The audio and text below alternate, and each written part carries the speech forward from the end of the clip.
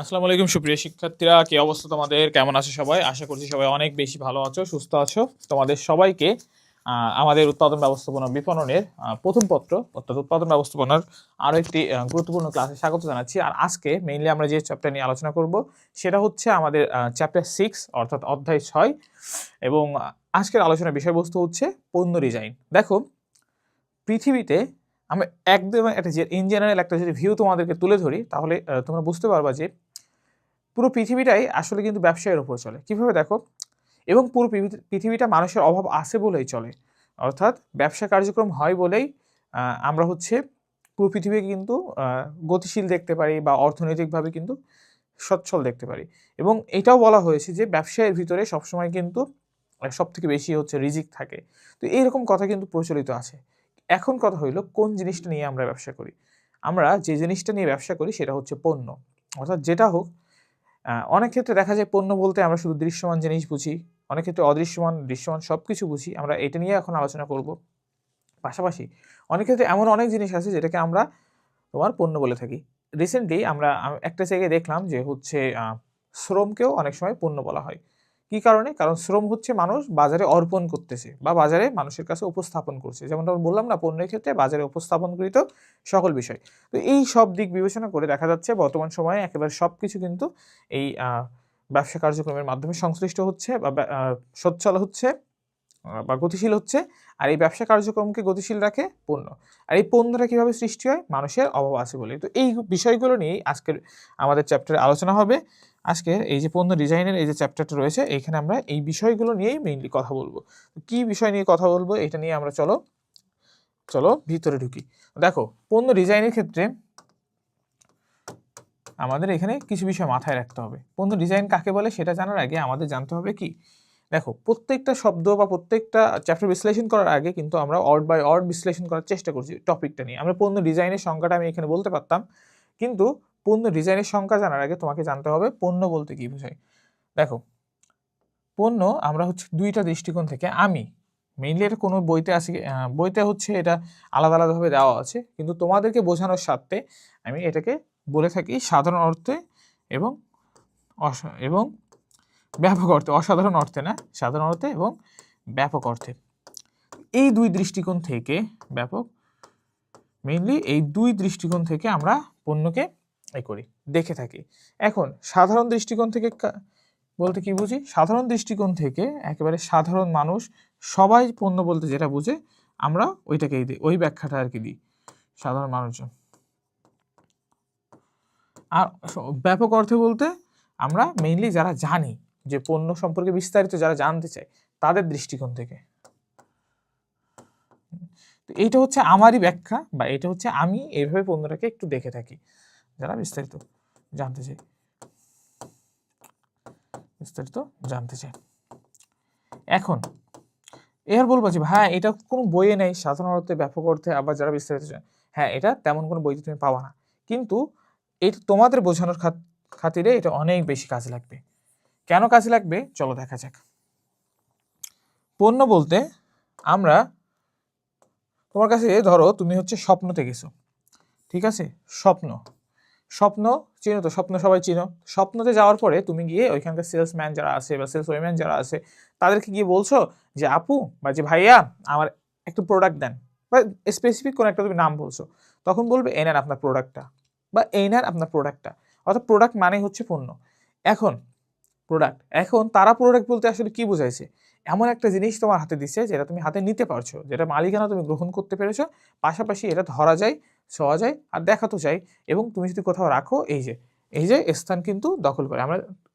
আমরা হচ্ছে কি এর আগের ক্লাসে কিন্তু দেখাইছিলাম যে একটা জায়গায় যদি রাখি এটা স্থান দখল করে। তো ঠিক তেমনি ওদের দৃষ্টিকোণ থেকে এটাকে হচ্ছে সাধারণ মানুষ, অর্থাৎ সবাই যেটা বুঝি, কিন্তু তুমি আমি আমরা এরা হচ্ছে ব্যবসা শিক্ষার স্টুডেন্ট। এখন আমরা কি সাধারণ? আমরা হচ্ছে অসাধারণ। সেহেতু আমাদের ব্যাপক অর্থে সংজ্ঞাটা জানতে হবে। সাধারণ অর্থে সংজ্ঞাটা হচ্ছে পণ্য হচ্ছে দৃশ্যমান।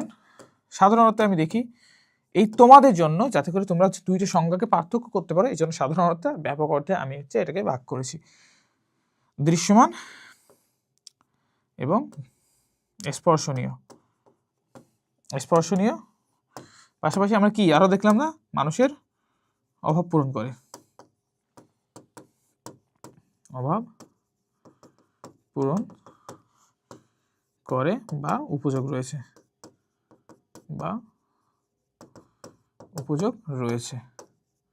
তারপর কি বাজারে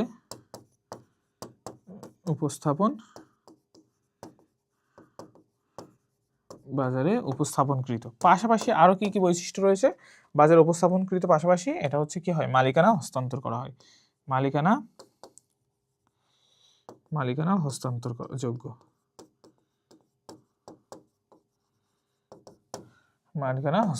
অর্থাৎ ক্রেতা এবং বিক্রেতার। এটাকে যদি এখানে লিখি, বিক্রেতা থেকে ক্রেতার নিকট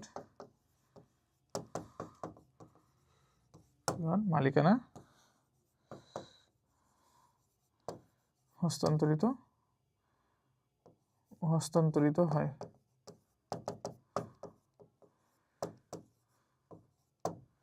অর্থাৎ এখানে কিন্তু আমরা মালিকানা কিন্তু দেখতে পাচ্ছি যে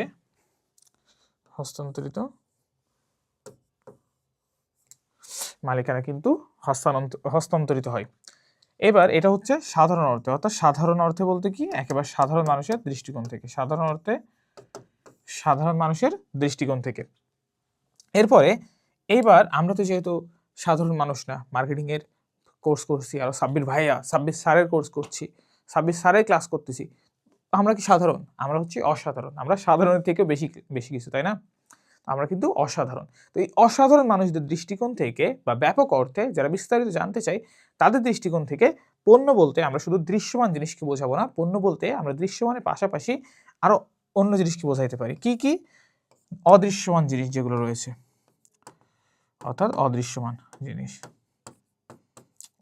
জিনিস বা অস্পর্শনীয় জিনিস, এইগুলো অস্পর্শনীয়, মেইনলি এটাকে সেবাকে ইঙ্গিত করছে অস্পর্শনীয় জিনিসপত্র।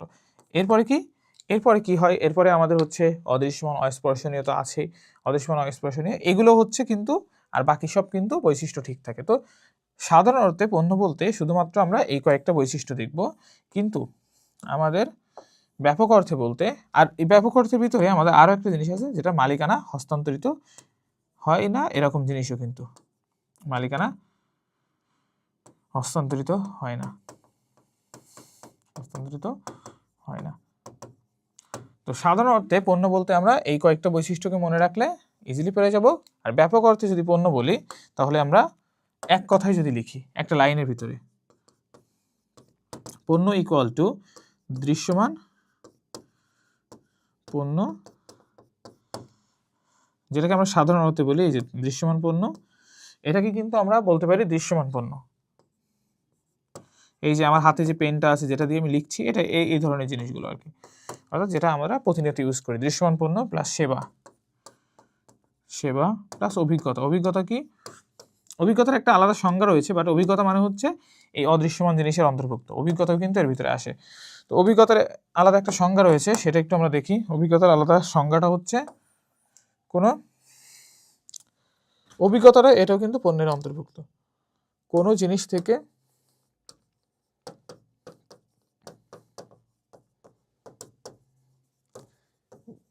বাস্তব অর্জিত জ্ঞানকে অভিজ্ঞতা বলা হয়।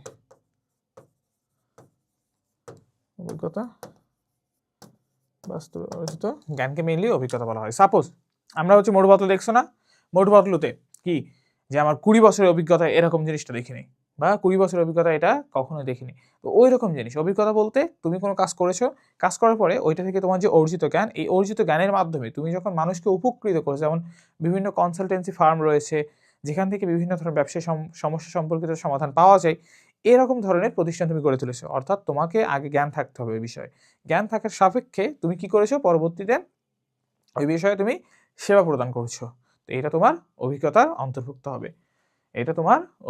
কি হবে, অন্তর্ভুক্ত হবে। তো এইখানে অভিজ্ঞতা বিষয়টাও কিন্তু আসবে।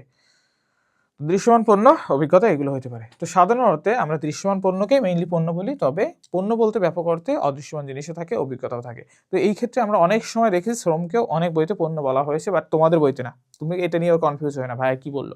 এটা হচ্ছে অনেক উপরে ক্লাসের যে বইগুলো আছে ইউনিভার্সিটি লেভেলের, সেখানে কিন্তু শ্রমকেও পণ্য বলা হয়। কেন বলা হয়? কারণ শ্রম যিনি দিচ্ছেন ওই শ্রমিক, উনিও একটা কিছু বাজারে উপস্থাপন, মানে উনিও ওনার কাছে কিছু আছে।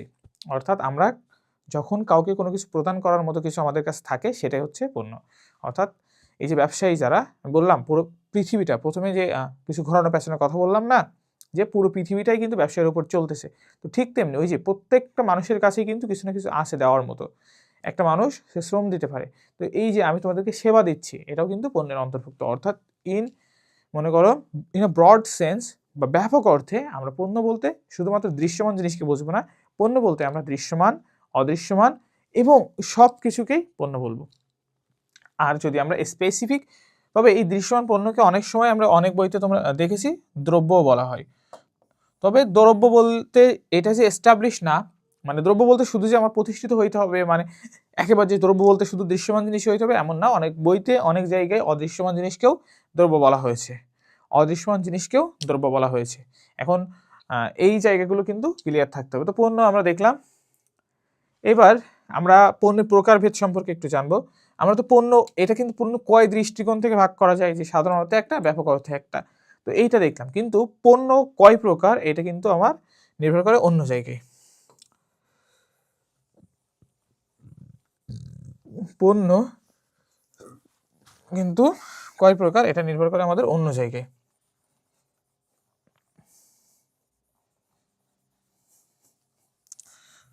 পণ্য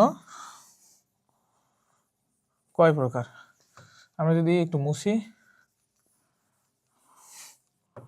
দেখো পণ্য মেইনলি হচ্ছে, হ্যাঁ পুরো মুছে ফেলেছি।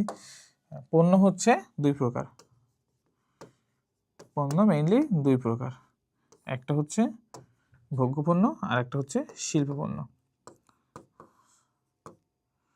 একটা হচ্ছে ভোগ্যপণ্য আর একটা হচ্ছে শিল্পপণ্য। তো শিল্পপণ্যটা আমরা এখানে লিখে ফেলি, আর একটা হচ্ছে ভোগ্যপণ্য। ভোগ্যপণ্যের সাথে আমরা জানি শিল্প হচ্ছে কি, উৎপাদনের বাহন। আমরা জানি শিল্প হচ্ছে উৎপাদনের বাহন। তো শিল্প হচ্ছে আমাদের উৎপাদনের বাহন, এটা তো জানি। তো শিল্প হচ্ছে উৎপাদনের বাহন, এটা আমি লিখি এখানে। অর্থাৎ শিল্পের দ্বারা নতুন কিছু সৃষ্টি হয়। আর ভোগ্য পণ্যের ভিতরে এখানে কিন্তু আমার যে কথাটা লেখা আছে সেটা হচ্ছে ভোগ। ভোগ মানে হচ্ছে উপযোগিতা নিঃশেষ করে দেওয়া, যে উপযোগিতা নিঃশেষ করে দেওয়া। অর্থাৎ এর সাথে নতুন কিছু সৃষ্টি, উদ্ভাবন করা, এই বিষয়টা এর সাথে কিন্তু জড়িত নয়। তো শিল্পপণ্য, ভোগ্যপণ্য, এই দুইটা বিষয় কিন্তু এখানে আমরা দেখলাম। এবার আমরা যদি এখানে এটা সংজ্ঞা লিখি, তাহলে এভাবে লেখা যায়। শিল্পপণ্য হচ্ছে যেটা পুনরুৎপাদন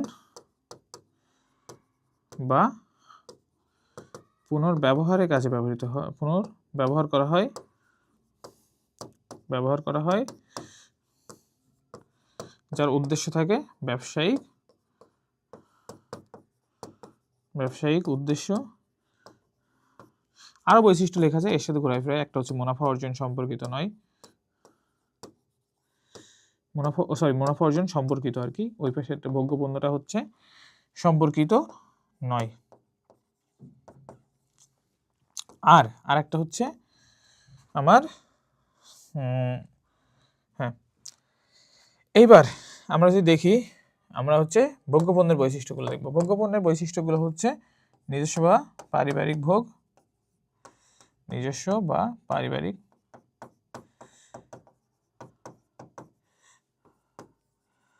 ভোগ, চূড়ান্ত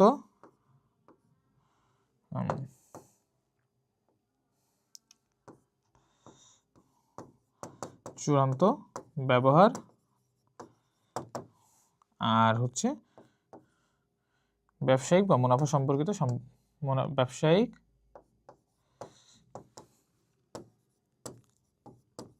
বা মুনাফা অর্জন সম্পর্কিত বিষয় জড়িত নয়। অর্থাৎ এখানে মুনাফা অর্জনযোগ্য বা মুনাফা অর্জন সম্পর্কিত বিষয় কিন্তু জড়িত নয়। ভোগ্য পণ্যের ক্ষেত্রে সেই সব পণ্যকে বুঝি যেসব পণ্য আমরা চূড়ান্ত ভোগ বা ব্যবহারের ক্ষেত্রে ব্যবহার করি। আর শিল্প পণ্য বলতে সেই সব পণ্যকে বুঝি যেসব পণ্য আমরা বর্তমান ভোগের জন্য শুধু নয়, আমরা ভবিষ্যতে যাতে আরো বৃহৎ আকারে উৎপাদন করতে পারি বা পুনরায় উৎপাদন করতে পারি বা পুনরায় ব্যবহার করতে পারি, অর্থাৎ যার উদ্দেশ্য ব্যবসায়িক, যার উদ্দেশ্য মুনাফা অর্জন করা, সেই সব ধরনের পণ্যকে আমরা বলছি শিল্প পণ্য। তো পণ্যকে আমরা দুই ভাগে ভাগ করলাম, ভোগ্য আর হচ্ছে শিল্প পণ্য। তো ভোগ্য পণ্যের বাজারকে ভোক্তা বাজার বলা হয়, শিল্প পণ্যের বাজারকে শিল্প বাজার বলা হয়। যখন বাজার বিভক্তিকরণ নিয়ে আলোচনা করব তখন কিন্তু আমাদের এই ভোগ্য পণ্যের এই যে ভোক্তা বাজার এবং শিল্প বাজার এই দুটো বিষয় কিন্তু চলে আসবে। এবার আমাদের কথা হলো, আমাদের চ্যাপ্টারে আলোচনার বিষয়বস্তু হচ্ছে পণ্যটাকে ডিজাইন করা। দেখো, পণ্য ডিজাইন করা। একটা পণ্য সৃষ্টি হয় কিভাবে? মানুষের অভাব আছে বলেই। মানুষের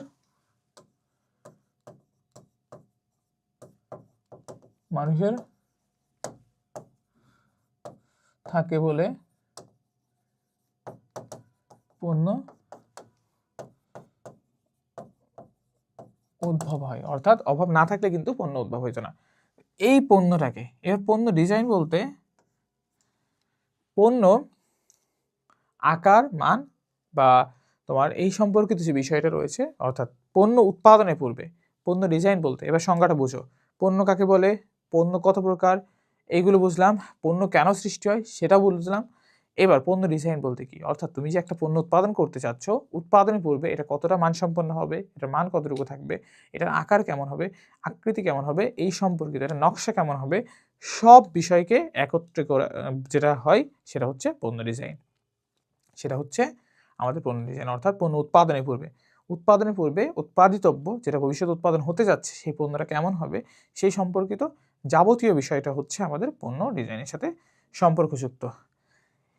এখানে যে বিষয়টা গুরুত্বপূর্ণ সেটা হচ্ছে আমাদের এগুলো অবশ্যই খাতায় লিখে নিবা প্রত্যেক ক্লাসে, প্রত্যেক সময়, যেহেতু প্রত্যেকটা ক্লাস কিন্তু এই যে পরপর দেখছো সব কয়টা ক্লাস কিন্তু আমারই, তো প্রত্যেকটা ক্লাসে আমি তোমাদের বারবার বলতেছি যে তোমরা খাতা নিয়ে বসো বাবা, খাতা নিয়ে বসো, খাতা নিয়ে বসো। মনের ভিতরে, মন তো অন্য জায়গায় দিয়ে রাখছো ভাই, মন তো অন্য জায়গায় দিয়ে রাখছো। খাতায় যদি লিখে না রাখো তাইলে তো পরবর্তী পরীক্ষার সময় তুমি তো মারা খাবা।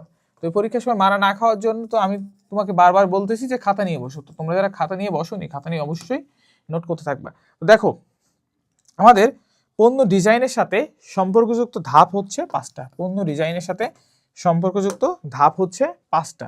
এই 5টা ধাপকে মুখস্থ রাখতে হবে। বইতে যে কটা ধাপ আছে এটা মুখস্থ রাখতে হবে। বিভিন্ন সময় বিভিন্নভাবে তোমার কিন্তু এই প্রশ্নটা এসছে এবং এমসিকিউতেও এসছে, অনেক সময় অ্যাডমিশন টেস্টেও বারবার এসছে। তো এই জন্য এই ধাপগুলো অনেক ইম্পর্টেন্ট। পণ্য ডিজাইনের ধাপ হচ্ছে 5টা।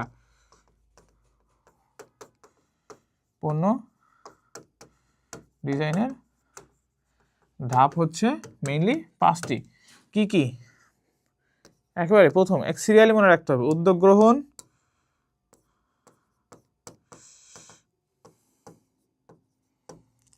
এরপর হচ্ছে 2 ধারণা উন্নয়ন,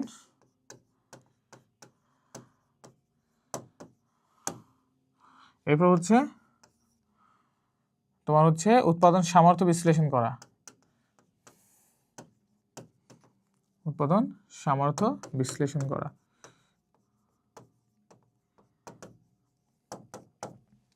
উৎপাদন সামর্থ্য বিশ্লেষণ করা। এরপরে হচ্ছে 4 নম্বরে হচ্ছে পরীক্ষামূলক উৎপাদন, পরীক্ষামূলক উৎপাদন। এরপরে 5 নম্বর হচ্ছে চূড়ান্ত উৎপাদন। তো একেবারে প্রথমে যে বিষয়টা সম্পর্কযুক্ত সেটা হচ্ছে আমাদের উদ্যোগ গ্রহণ করতে হবে। আমরা উদ্যোগ বলতে কি বুঝি? ব্যবসা উদ্যোগ পড়ছো না? ক্লাস 9-10-এ যারা কমার্সে ছিলে তারা ব্যবসা উদ্যোগ পড়েছো। অবশ্য তোমাদের সময় এখন হয়তো বা ব্যবসা উদ্যোগটা ওইভাবে নাই। তো ব্যবসা উদ্যোগ বলতে কি? উদ্যোগ বলতে হচ্ছে জেনারেলি কোনো কাজে কর্মপ্রচেষ্টা। অর্থাৎ তুমি যে একটা কাজ করবা সেই কাজটা তোমার যে প্রচেষ্টা, যে চেষ্টা, এই চেষ্টা করাটাই হচ্ছে মেইনলি উদ্যোগ। অর্থাৎ তুমি যে পড়ালেখা করবা কালকে কালকে কালকে করে পড়ালেখা করো না। পড়ালেখা করার জন্য তোমার প্রথমে আগে একটা উদ্যোগ নিতে হবে, একটা প্রচেষ্টা থাকতে হবে আর কি। তো এটা হচ্ছে উদ্যোগ গ্রহণ। তো তুমি যে একটা পণ্য ডিজাইন করবা, একটা পণ্য যে তুমি নতুনভাবে আকার আকৃতি পরিবর্তন করবা, মানটাকে যে এটা বাড়াবা, এই সম্পর্কিত যে বিষয়গুলো রয়েছে এই উদ্যোগটা তোমার আগে থাকতে হবে, দেন তুমি এটা সমর্থ হবা। এরপরে তোমার উদ্যোগ গ্রহণ করার পরে তোমার পণ্য ডিজাইন সম্পর্কিত যে ধারণাটা রয়েছে সেই ধারণাটাকে ডেভেলপ করা, যেটাকে আমরা বর্তমান সময়ে R&D বলি। R&D মানে হচ্ছে রিসার্চ অ্যান্ড ডেভেলপমেন্ট, গবেষণা ও উন্নয়নটা করতে হবে। এরপর উৎপাদন সামর্থ্য বিশ্লেষণ করা। ভাই তুমি যে উৎপাদন করবা, উৎপাদন করার মতো ক্ষমতা আছে কিনা, ক্ষমতা এবং শক্তি সম্পদ বিশ্লেষণ করা। শক্তি সম্পদ, সুযোগ সুবিধা, সুযোগ সুবিধা বিশ্লেষণ। তো এই বিষয়গুলোকে তোমার আগে বিশ্লেষণ করতে হবে। দেন এইগুলো করার পরে তুমি পরীক্ষামূলকভাবে তোমার যদি এগুলো এই পর্যন্ত সব যদি ঠিকঠাক ভাবে আসতে পারো 3 নম্বর ধাপ পর্যন্ত, তাহলে 4 নম্বর ধাপে পরীক্ষামূলকভাবে উৎপাদন করতে হবে। হুট করেই বাজারের চাহিদা অনুযায়ী বাজারে তুমি ধরো 500টা পণ্য ছেড়ে দিলা, এখন দেখলা যে তুমি লস খেয়ে গেছো। তো এটা করা যাবে না। তুমি বাজারে আগে একটা পরীক্ষামূলকভাবে একটা ফোকাস গ্রুপ, এই ক্ষেত্রে পরীক্ষামূলক উৎপাদনের ক্ষেত্রে সিমুলেশন করা হয়, অর্থাৎ বাস্তবিকভাবে দেখা হয় যে আমার পণ্য সম্পর্কে কতটুকু সাড়া পাচ্ছি। তারপর হচ্ছে তোমার আবার তোমার ক্রেতাদের ফোকাস গ্রুপ, তাদেরকে আমরা ফোকাস করে হচ্ছে পণ্য দিই, যে আমরা এই ক্রেতাদেরকে পণ্যটা দিলাম, তা ব্যবহারের পর তাদের রিয়াকশনটা কি, ফিডব্যাকটা নিব আর কি। সো এই বিষয়টা কিন্তু এইখানটাই জড়িত। এরপরে পরীক্ষামূলক উৎপাদনের পরে যেটা আসে সেটা হচ্ছে সব কিছু যদি if there is everything okay, যদি হচ্ছে এভরিথিং ওকে থাকে, তাহলে তুমি চূড়ান্তভাবে উৎপাদন করতে পারবা। অর্থাৎ সব কিছু এই 4টা ধাপ, এই 4 নম্বর ধাপে যদি পরীক্ষামূলকভাবে তুমি ভালো সাড়া পাও, তোমার পণ্য যদি কোনো ভুল ত্রুটি না থাকে, কোনো ধরনের সমস্যা না থাকে, বা ক্রেতাদেরকে হচ্ছে হ্যাসেলে ফেলে এরকম ধরনের বিষয়বস্তু যদি না থাকে, তাহলে তুমি চূড়ান্ত উৎপাদনে যাইতে পারো। তো পরীক্ষামূলক উৎপাদনটা অবশ্যই করতে হবে। এবং যদি ভুল ত্রুটি থাকে তাহলে কি করবা, তাহলে তোমার এটা সংশোধনের ব্যবস্থা নিতে হবে, যাতে ক্রেতাদের কাছে যখন তুমি চূড়ান্তভাবে নিয়ে যাবা তখন তারা একটা ভালো পণ্য পায়, একটা ভালো প্রোডাক্ট পায় এবং তারা যেন সন্তুষ্ট হয়, এই বিষয়টা তোমার খেয়াল রাখতে হবে। তো এই 3টা বিষয় 4টা বিষয় খেয়াল রাখার পরে তুমি হচ্ছে চূড়ান্তভাবে উৎপাদন করতে পারবা। তো 5 নম্বর ধাপে যে আমরা চূড়ান্তভাবে উৎপাদন করি। তো এই বিষয়গুলো আমাদের পণ্য উৎপাদনের সাথে কিন্তু বা পণ্য ডিজাইনের সাথে কিন্তু সম্পর্কিত। তাই পণ্য ডিজাইনের ক্ষেত্রে এই সিরিয়ালি উদ্যোগ গ্রহণ, ধারণা উন্নয়ন, তারপর হচ্ছে উৎপাদন সামর্থ্য বিশ্লেষণ, পরীক্ষামূলক উৎপাদন, চূড়ান্ত উৎপাদন, এই প্রত্যেকটা ধাপ কিন্তু তোমার খুব সুন্দরভাবে মনে রাখতে হবে। যদি এই ধাপগুলো তুমি যদি হচ্ছে সঠিকভাবে করতে পারো, তাহলেই তুমি একটা ভালো মানসম্পন্ন বা একটা মানসম্পন্ন পণ্য তুমি বাজারে নিয়ে আসতে পারবা এবং তোমার পণ্য গ্রহণ করার পর ক্রেতারা তোমার প্রতিষ্ঠানের দিকে আকৃষ্ট হবে। তো এই কয়েকটা বিষয় আমাদের এখানে ছিল। চলো আমরা এবার সৃজনশীল কোশ্চেনের দিকে যাই। প্রথমে আমাদের এটা আসছে ঢাকা বোর্ডে, পণ্য ডিজাইন চ্যাপ্টারটা ইম্পর্টেন্ট। দেখো পণ্য ডিজাইনের অনেক বিষয় রয়েছে, ব্যবহারিক ডিজাইন, কার্যগত ডিজাইন, ব্যবহারিক বা কার্যগত একই, বা ক্রিয়াগত ডিজাইন একই, তারপর নান্দনিক ডিজাইন, পণ্য ডিজাইন কত প্রকার, প্যাকিং ডিজাইন, এই বিষয়গুলো কিন্তু এখানে সম্পর্কিত। ব্যবহারিক ডিজাইন মানে হচ্ছে একটা পণ্য ক্রিয়াগত ডিজাইন করা, অর্থাৎ এটা আগে কাজ করতো 10 দিন, এখন 15 দিন, অর্থাৎ 15 দিন কাজ করে। তো এই যে 10 দিন থেকে 15 দিনে উন্নীত করলা, এইটা হচ্ছে ব্যবহারিক ডিজাইন, অর্থাৎ ব্যবহারের সক্ষমতাকে বাড়ানো। পণ্য ডিজাইন মানে বলেছে আকার, আকৃতি, মান থেকে শুরু করে সব কিছু কিন্তু এই ডিজাইনের অন্তর্ভুক্ত হয়ে যায়। তো দেখো ব্যবহারিক ডিজাইনের সংজ্ঞাটা তোমাদের এইখানে দেখায়।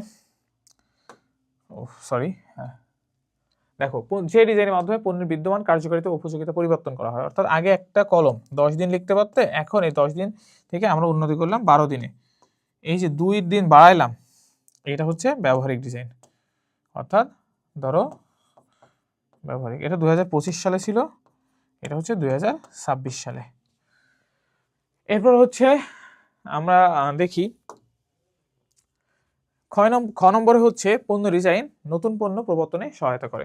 তো পণ্য ডিজাইনের ক্ষেত্রে আমরা কিন্তু বেশিরভাগ ক্ষেত্রে নতুন পণ্য হচ্ছে এখানে প্রবর্তন হয়, কারণ পূর্বে যে পণ্যটা থাকে এটাতে অনেক সমস্যা ভুল ত্রুটি থাকে বলেই আমরা হচ্ছে নতুনভাবে পণ্যটা ডিজাইন করি।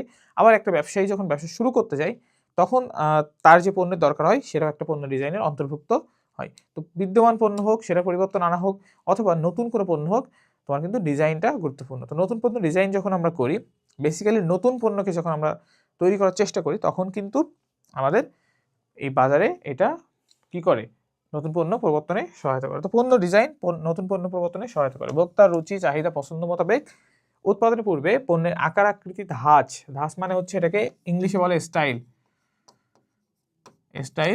রং, ওজন প্রভৃতি নির্ধারণ করাই হলো পণ্য ডিজাইন।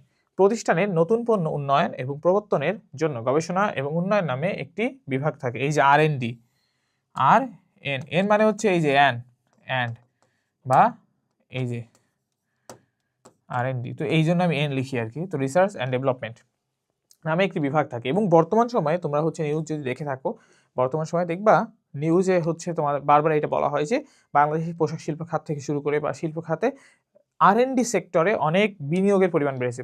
পাশাপাশি দেখো বাংলাদেশের প্রযুক্তি কিন্তু অতটা উন্নত নয়, যার কারণে আমরা কি করছি, প্রযুক্তি খাতে বা প্রযুক্তি গবেষণার যে খাতটা রয়েছে R&D সেক্টরে আমরা কিন্তু অনেক বিনিয়োগ করছি। তো বিভিন্ন প্রতিষ্ঠানে এই রিসার্চ অ্যান্ড ডেভেলপমেন্ট এই খাতটায় অনেক বিনিয়োগ করে, কারণ হচ্ছে তারা চায় যে একটা মানসম্পন্ন পণ্য বাজারে আসুক, ক্রেতাদের যেটা প্রত্যাশা পূরণ করবে বা যেটা ক্রেতাদের মান ধরে রাখতে পারবে বা ক্রেতাদের চাহিদা পূরণ করতে পারবে।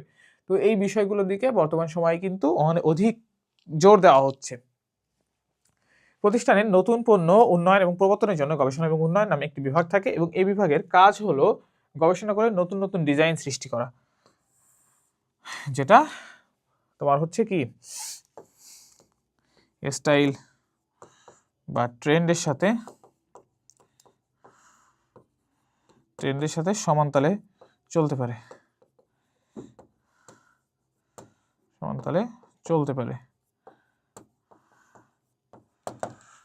নতুন ডিজাইন পণ্যকে আধুনিক এবং অধিক কার্যকর পণ্যে রূপান্তর করে। এভাবে ভোক্তারা নতুন পণ্য ও উন্নত মানের পণ্য ভোগ করার সুযোগ পায়। তাই বলা যায় পণ্য ডিজাইন নতুন পণ্য প্রবর্তনে সহায়তা করে।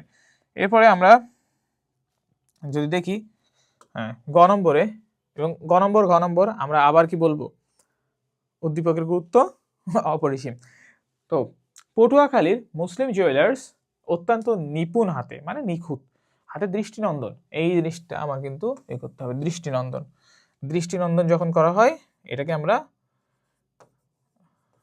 মানুষকে আকৃষ্ট করার জন্য করি। এটা হচ্ছে নান্দনিক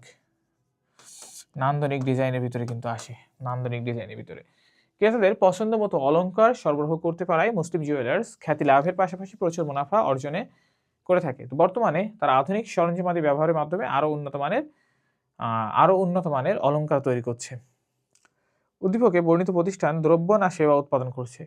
তো এটা হচ্ছে খুবই ইজি, সেটা হচ্ছে তারা তো সেবা দিচ্ছে না, তারা এমন একটা জিনিস উৎপাদন করছে যেটা মালিকানা হস্তান্তর করা যায়।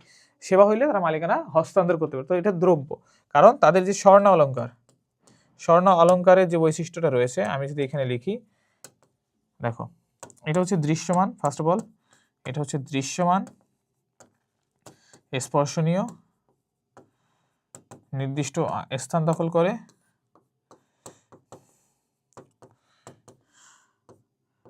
নির্দিষ্ট আকার আছে এবং স্থান দখল করে। তো এই বিষয়গুলো কিন্তু এখানে রয়েছে। তো এই যে আমরা দেখতে পাচ্ছি, এটা এমন না যে হচ্ছে আমি স্বর্ণ অলংকার কিনে নিয়ে আসতে পারবো না, অবশ্যই স্বর্ণ অলংকার তো গলায় পরে, হাতে পরে, আঙুলে পরে, তো এইভাবে কিন্তু, বা পায়ের এই যে এখানটায় পরে মেয়েরা, তো কোমরে পরে, তো যেখানে এটা কিন্তু আমি ইউজ করতে পারি। তো এটা আমি প্রতিষ্ঠান থেকে কিনে নিয়ে আসতে পারি, সাথে করে কিন্তু নিয়ে আসতে পারি। আবার অনেক সময় দেখা যায় ওই যে বাড়ির বউয়ের জন্য মায়েরা সংরক্ষণ করে রেখে দেয়। অনেকের কিন্তু, অনেক ছেলে যারা ক্লাস করতেছো তাদের মারা কিন্তু হচ্ছে তোমার ওয়াইফের জন্য বা উনবি ওয়াইফের জন্য, ভবিষ্যতে যে আসবে তার জন্য কিন্তু সংরক্ষণ করে রেখে দিচ্ছে। তো এটা সংরক্ষণযোগ্য। তো সেবা হইলে অবশ্যই সংরক্ষণযোগ্য হইতো না। তো স্বর্ণ অলংকার সংরক্ষণযোগ্য, ধরা যায়, ছোঁয়া যায়, এবং এটা নির্দিষ্ট আকার রয়েছে, এবং নির্দিষ্ট আকার থাকার কারণে এটা নির্দিষ্ট স্থানও দখল করে। এটা আর এখানে বলা লাগবে না, এটা হচ্ছে দ্রব্যের অন্তর্ভুক্ত। এরপরে যদি আমরা দেখি বর্তমানে পণ্য ডিজাইনের ধরন উল্লেখপূর্বক, বর্তমানে তারা কি করে, বর্তমান যে পণ্য ডিজাইন করে সেটা হচ্ছে দৃষ্টিনন্দন করে তোলে, যেটা আমরা নান্দনিক ডিজাইনের অন্তর্ভুক্ত। জুয়েলার্সের ব্যবসায়িক সফলতার কারণ বিশ্লেষণ করো। আমরা দেখেছি আমাদের এই যে জুয়েলার্সটা, এরা কি করছে, এরা হচ্ছে নান্দনিক, মুসলিম জুয়েলার্স যেটা, এরা নান্দনিক পণ্য করে। তো এটা হচ্ছে প্রথমে নান্দনিক ডিজাইন করে, এরপরে কি, এরপরে তাদের হচ্ছে উৎপাদন ডিজাইন করে। আমাদের জানতে চেয়েছে বর্তমানে কি করে। এর আগে হচ্ছে আমাদের, সরি আমি যেটা আগপিচ করে ফেলেছি সেটা হচ্ছে বর্তমানে তারা উৎপাদন ডিজাইন করে। দেখো উৎপাদন ডিজাইনটা খুবই সহজ। উৎপাদন ডিজাইনটা হচ্ছে তোমার হচ্ছে যখন কোনো বিষয়ে শক্তি সামর্থ্য নেই, যেমন হচ্ছে আমি একটা উদাহরণ দিই, বাংলাদেশের মাটি অনেক বেশি উর্বর, এখন বাংলাদেশে অনেক বেশি ফসল উৎপাদন হওয়ার কথা যেহেতু মাটি উর্বর, তো সেই জায়গা থেকে বাংলাদেশের থেকে জাপানের মাটি অনেক কম উর্বর, তো জাপানে ফসল উৎপাদন হয় আবার বেশি। এখন বাংলাদেশের এই যে ফসল উৎপাদন হচ্ছে না, এই জন্য জাপানে উৎপাদন হচ্ছে, জাপানে উৎপাদন হওয়ার কারণ হচ্ছে তাদের উন্নত প্রযুক্তি। তো এই কথা চিন্তা করে বাংলাদেশ সরকার কি করলো, তারা হচ্ছে উন্নত প্রযুক্তির পিছনে ব্যয় করতে থাকলো। অর্থাৎ এটাকে যদি আমরা প্রতিষ্ঠানের আঙ্গিকে দেখি, একটা প্রতিষ্ঠানে তোমার আগে গতানুগতিক বা ট্রেডিশনাল যে প্রযুক্তিগুলো রয়েছে এগুলো ব্যবহারের কারণে উৎপাদন কম হতো, তারা কি করলো, নতুন প্রযুক্তি নিয়ে আসলো যাতে করে উৎপাদন বাড়ানো যায়। এই যে উৎপাদন বাড়ানোর জন্য পূর্বের প্রযুক্তি ব্যবহার করে নতুন কলাকৌশল অবলম্বন করা হলো। নতুন কলাকৌশল অবলম্বন করার মাধ্যমে তাদের কার্যক্ষেত্রে এই যে নতুন ডিজাইন প্রবর্তন হলো, এইটাকে বলা হয় উৎপাদন ডিজাইন, যেখানে পণ্যদ্রব্য কিভাবে বেশি পরিমাণ উৎপাদন করা যায় কম সময়ে সেই বিষয়ে কথা বলা হয়। মুসলিম জুয়েলার্স উৎপাদন ডিজাইন অনুসরণ করেছে এবং প্রযুক্তির ব্যবহারের কারণে ব্যবসায়িক সফলতা লাভ করেছে। নতুন প্রযুক্তি ও উন্নত কলাকৌশল ব্যবহার করে পণ্য ডিজাইন করাকে উৎপাদন ডিজাইন বলে। অর্থাৎ পূর্বে যে প্রযুক্তি ছিল গতানুগতিক, সেটাকে তোমার প্রত্যাহার করে আমরা কি করব, এখানে আমরা নতুন প্রযুক্তি ব্যবহার করব, নতুন কলাকৌশল ব্যবহার করব ফর মোর প্রোডাকশন। এই ডিজাইনের লক্ষ্য হলো ব্যয় হ্রাস করে উৎপাদনশীলতা বৃদ্ধি করা। এবং আমরা দেখেছি গতানুগতিক পদ্ধতিতে সময় অনেক লাগে, যার কারণে শ্রমিকদের মজুরি অনেক দিতে হয়। পাশাপাশি আমাদের আরও কি হয়, অনেক সম্পদ পারফেক্টলি আমরা ইউজ করতে পারি না, যার কারণে রিসোর্সের যে ওয়েস্ট হয়ে যাওয়া বা অপচয় হয়ে যাওয়া, এটা কিন্তু একটা বিষয়। ক্রেতাদের পছন্দ মতো অলংকার তৈরি করায় মুসলিম জুয়েলার্স বেশ খ্যাতি রয়েছে। এর ফলে প্রতিষ্ঠানটি অনেক মুনাফা অর্জন করতে পারে। বর্তমানে প্রতিষ্ঠানটি আধুনিক সরঞ্জামাদি ব্যবহারের মাধ্যমে আরও উন্নত মানের অলংকার তৈরি করেছে। এবং মুসলিম জুয়েলার্স প্রথম দিকে নান্দনিক ডিজাইন অনুসরণ করে, আমি কিন্তু এটা বলেছিলাম একেবারে প্রথম দিকে নান্দনিক ডিজাইন। তো আমাদের জানতে চাচ্ছি বর্তমানটা অনুসরণ করতে। পরবর্তীতে প্রতিষ্ঠানটি উন্নত সরঞ্জামাদি ব্যবহার করে গহনা তৈরি করে এবং আধুনিক পদ্ধতির ব্যবহারের কারণে তার পণ্য মানে পরিবর্তন এসেছে এবং উৎপাদন ডিজাইনের ক্ষেত্রে প্রযুক্তি ও আধুনিক সরঞ্জামাদি ব্যবহার দেখা যায়। মূলত উৎপাদন ব্যয় ও অপচয় হ্রাস করে উৎপাদনশীলতা বৃদ্ধির জন্যই সে এই ধরনের ডিজাইন প্রবর্তন করেছে। তো এইটা লিখবা, আগে ছিল তো নান্দনিক ডিজাইন, বর্তমানটা জানতে চেয়েছে সেটা হচ্ছে উৎপাদন ডিজাইন। অর্থাৎ আমরা উৎপাদন ডিজাইনটাকে এক কথা একটু লিখে দিই, এটা লিখে রাখো।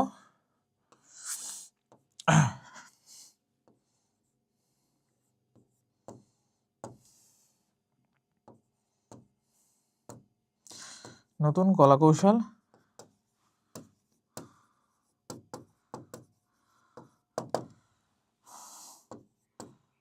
উৎপাদন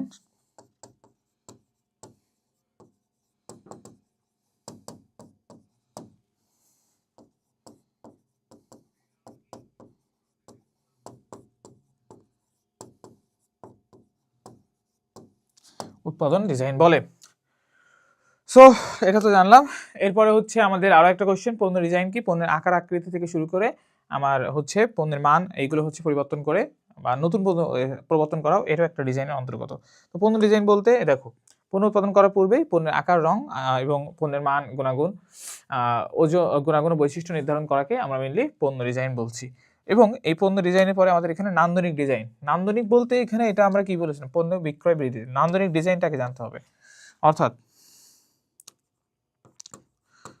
অধিক ক্রেতাদের, অধিক শব্দটা লিখি তাহলে আরো বেশি ভালো হবে। মনে রাখবা কোশ্চেনের ক্ষেত্রে যখন তুমি একটু স্ট্যান্ডার্ড ওয়ার্ডগুলো ইউজ করবা, তখন কম কথায় কম সেন্টেন্সে তুমি কিন্তু খুব সুন্দর উত্তর দিতে পারবে। এবং এই কম সেন্টেন্সে কম কথায় খুব সুন্দর উত্তর দিলে টিচাররা কিন্তু অনেক বেশি পছন্দ করবে। দেখবে তোমার হচ্ছে যেটা টিচার চেয়েছে তুমি এক্স্যাক্টলি সেটাই লিখেছো। তো এই যে নিয়মগুলো কিভাবে আমি খাতায় লিখবো, এই নিয়মগুলোকে একটু আয়ত্ত করবা, তাহলে সৃজনশীলেও 70-এর ভিতরে তুমি 68 পর্যন্ত পাওয়া যায়, 69 পর্যন্ত পাওয়া যায়। আমি 70-এর ভিতরে 70 পর্যন্ত পাইছি আমার লাইফে, এইচএসসি লেভেলে 70-এর ভিতরে 70ই পাইছি। এর যদিও আমাদের সময় ওইটা ছিল না, এইচএসসি লাইফে বলতে আমি হচ্ছে কলেজে যখন পরীক্ষা দিছি আর এসএসসি তো এসএসসি যখন পরীক্ষা দিয়েছি তখনও আমি হচ্ছে দেখা যায় এসএসসির ক্ষেত্রে আমি হচ্ছে এই সৃজনশীলেও আমি 70-এর ভিতরে 70 পাইছি। আর এইচএসসির ক্ষেত্রে যখন আমাদের কলেজে বিভিন্ন ধরনের পরীক্ষা হয়েছে তখনও। তো আমরা তো হচ্ছে যে সময় পরীক্ষা দিয়েছি তখন হচ্ছে শর্ট সিলেবাস ছিল। তো সেই ক্ষেত্রে আমাদের হচ্ছে কম মার্কসেরই পরীক্ষা হয়েছিল, বাট ফুল মার্কসটা হচ্ছে গেইন করার চেষ্টা করেছিলাম। তো সেই জায়গা থেকে এই আমরা যে রুলসগুলো ফলো করেছি এবং এখন ঢাকা ইউনিভার্সিটিতে এসে আমরা যে রুলসগুলো ফলো করি, যদিও ঢাকা ইউনিভার্সিটিতে সৃজনশীল থাকে না, এখানে ব্রড কোয়েশ্চেন থাকে, তো এখনও আমরা যে রুলসগুলো ফলো করি, তো সেই জায়গা থেকে কিন্তু আমরা পূর্বের তুলনায় সে মানে পূর্বের মতনই আমরা কিন্তু এখন ওইভাবেই কিন্তু আমাদেরটাকে আপডেট করেছি একটু হলেও। বাট তখনও আমরা পয়েন্ট টু দ্য পয়েন্ট যে উত্তর বলে বা এক্স্যাক্ট যে উত্তর বলে ওইটাই লিখতাম, যাতে কম পড়ে টিচাররা হচ্ছে যে তুমি যে হচ্ছে একটা কোশ্চেন অনেক পেজ লিখলে আর একজন এক পেজ লিখতো, তো এক পেজে যে ভালো উত্তর দিল সেই বেশি মার্কস পায়, এটা মাথায় রাখবা।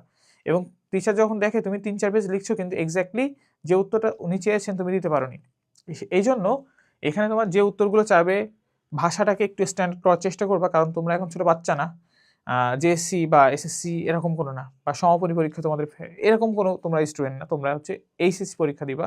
তো তোমরা হচ্ছে এই ভাষাগুলো একটু স্ট্যান্ডার্ড করবা, যাতে করে টিচার হচ্ছে বুঝে যে মানে তুমি হচ্ছে ম্যাচিওর হয়েছো।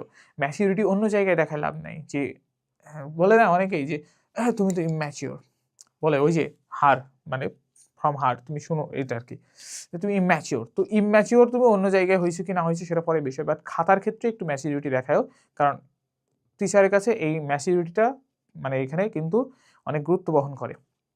যদি ভালোভাবে খাতায় তুমি হচ্ছে অর্ডগুলোকে গেঁথে গেঁথে না লিখতে পারো বা স্ট্যান্ডার্ড অর্ড যদি ইউজ না করো, তাহলে কিন্তু টিচার অতটা হচ্ছে তুমি আকৃষ্ট করতে পারো না। তো নান্দনিক ডিজাইনটাও কিন্তু ওই আকৃষ্ট করারই একটা জিনিস, দেখছো একই সাথে দুটো বিষয়।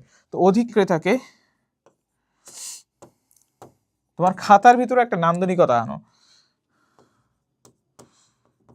আকৃষ্ট করার জন্য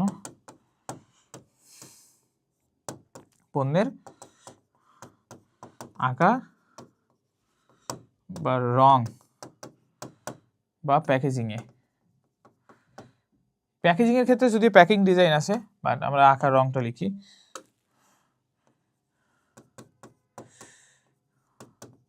পরিবর্তন করাই হলো নান্দনিক ডিজাইন।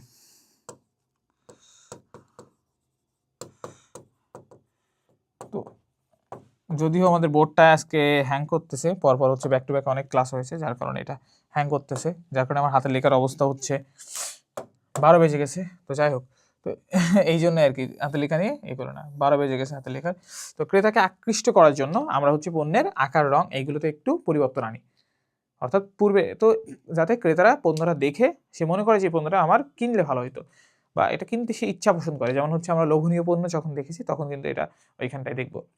তো এই পণ্য ডিজাইনটা গেল, পণ্য ডিজাইন যাওয়ার পরে আমাদের যে জিনিসটা রয়েছে সেটা হচ্ছে এখানে বলা হচ্ছে নান্দনিক ডিজাইন পণ্যের বিক্রয় বৃদ্ধিতে সহায়তা করে। অর্থাৎ একটা পণ্য যখন হচ্ছে অনেক বেশি এটার ক্রেতাকে আকৃষ্ট করতে পারছে বা ক্রেতা দেখলেই মনে হচ্ছে যে সে কিনবে, কেনার মতো ইচ্ছা পোষণ করতেছে, তখন কিন্তু তোমার পণ্যটা বেশি বিক্রয় হবে, অবশ্যই বেশি বিক্রয় হবে। তাই নান্দনিক ডিজাইনের ক্ষেত্রে যেহেতু পণ্যের হচ্ছে রং টংগুলো পরিবর্তন করি, সেহেতু ক্রেতা এই পণ্যটা তোমার বেশি কিনতে চায়।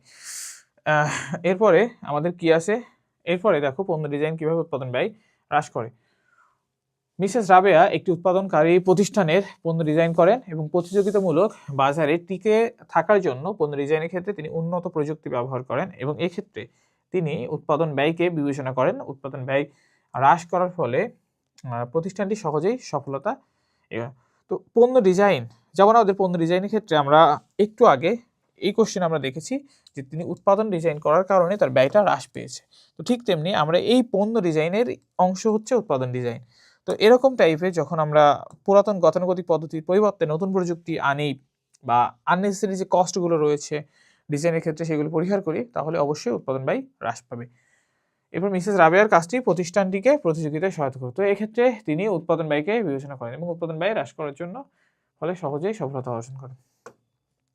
তো আমরা গ নম্বরটা আগে দেখি, তারপর খ নম্বর। পণ্য ডিজাইনে কাঁচামাল অপচয় হ্রাস এবং উৎপাদনশীলতা বৃদ্ধির মাধ্যমে উৎপাদন ব্যয় হ্রাস করা যায়।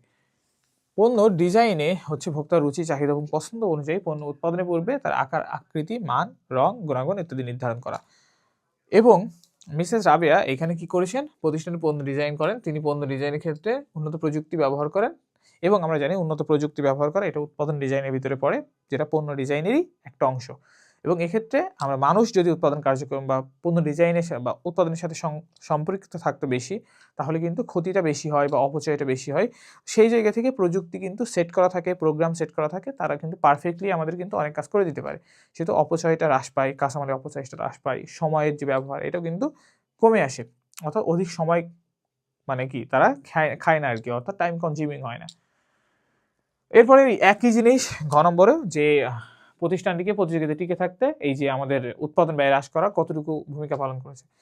যখন তিনি উৎপাদন ব্যয় হ্রাস করছে, এক্ষেত্রে শুধু যে তিনি লাভবান হচ্ছেন তাই না, পাশাপাশি তার যে আমরা যারা রয়েছি, তিনি যে পণ্য উৎপাদন করছে, আমরা যারা ব্যবহার করব, আমরাও কিন্তু লাভবান হচ্ছি। কারণ দেখো, তিনি যখন কম খরচে পণ্য উৎপাদন করবে, অবশ্যই তিনি দামটাও কম রাখতে পারবে। তো দামটা কম রাখতে পারবে, পাশাপাশি কি দামটা কম পাশাপাশি সে কি করবে, তার যে খরচটা রয়েছে সেটা কমায় আনতে পারছে, অর্থাৎ সে লাভবান হচ্ছে, আমরা লাভবান হচ্ছি, সবাই কিন্তু এখানে লাভবান হচ্ছে।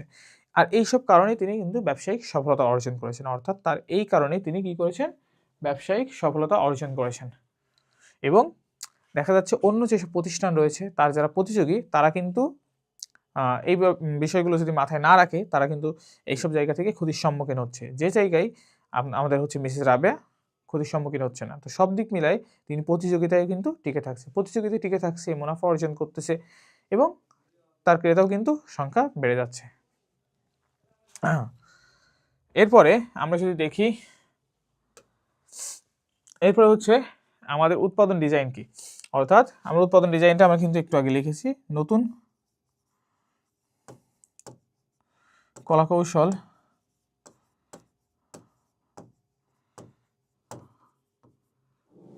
প্রবর্তন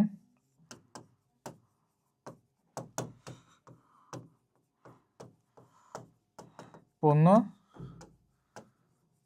উৎপাদন করাকে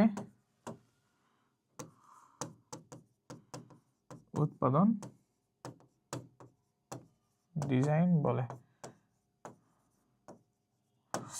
উৎপাদন ডিজাইন বলে।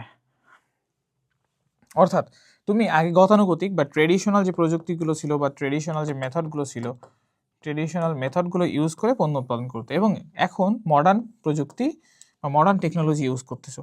তো আগে যে পরিমাণ উৎপাদন করতে, তার থেকে অবশ্যই কি হবে, বেশি উৎপাদন হবে। এই জন্যই এই যে ট্রেডিশনাল থেকে মডার্ন টেকনোলজিতে যে শিফট, অর্থাৎ পুরাতন কলাকৌশলের পরিবর্তে নতুন কলাকৌশল অবলম্বন করার মাধ্যমে পণ্যদ্রব্য উৎপাদন করা হলে সেটাকে আমরা বলবো উৎপাদন ডিজাইন। সেটাকে আমরা কি বলবো, সেটাকে আমরা বলবো উৎপাদন ডিজাইন। এবার আমরা কিন্তু একটু আগে বললাম আকর্ষণ সৃষ্টি পণ্য ডিজাইনের একটি উদ্দেশ্য। পণ্য ডিজাইনের ক্ষেত্রে অনেক রকমের ডিজাইন রয়েছে, উৎপাদন ডিজাইন, প্যাকিং ডিজাইন, ব্যবহারিক ডিজাইন, নান্দনিক ডিজাইন। প্যাকিং ডিজাইন যাতে ক্ষয়ক্ষতি না হয়, পণ্যটাকে তার শেপ অনুযায়ী যাতে একটা প্যাক দেওয়া যায়, এই ধরনের যখন একটা পারফেক্ট প্যাকিং থাকে না, তখনই প্যাকিং ডিজাইন করা হয়। ব্যবহারিক যখন একটা পণ্যের কার্যকারিতা আগে কম ছিল, এখন সেটাকে বৃদ্ধি করার জন্য যে ডিজাইন করা হয়। আগে গতানুগতিক উৎপাদন করা হতো, এখন নতুন কলাকৌশলের মাধ্যমে আমার আধুনিক প্রযুক্তির মাধ্যমে উৎপাদন করা হয়, এইটা একটা ডিজাইন।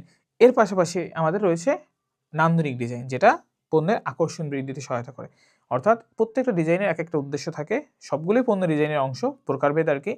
তো নান্দনিক ডিজাইনের উদ্দেশ্য হচ্ছে পণ্যের আকর্ষণ সৃষ্টি করা, অর্থাৎ যাতে করে ক্রেতা দেখলেই মনে করে যে আমার পণ্যটা হয়তো গ্রহণ করতে পারলে ভালো লাগতো, অর্থাৎ আকৃষ্ট করা, ক্রেতাকে আকৃষ্ট করা। যেমন একটা ওই যে মৌমাছি যেমন মানে ফুলের দিকে কি আকর্ষণ করে, ঠিক তেমনি আমাদের ক্রেতাদেরকে আমাদের এই ফুলের দিকে আকৃষ্ট করা। এই ফুলটা হচ্ছে পণ্য, তো পণ্যের দিকে আকৃষ্ট করার জন্য যে ডিজাইন করা হয় সেটা হচ্ছে নান্দনিক ডিজাইন। আর এই নান্দনিক ডিজাইন বা আকর্ষণ বৃদ্ধি করা পণ্য ডিজাইনের একটা উদ্দেশ্য।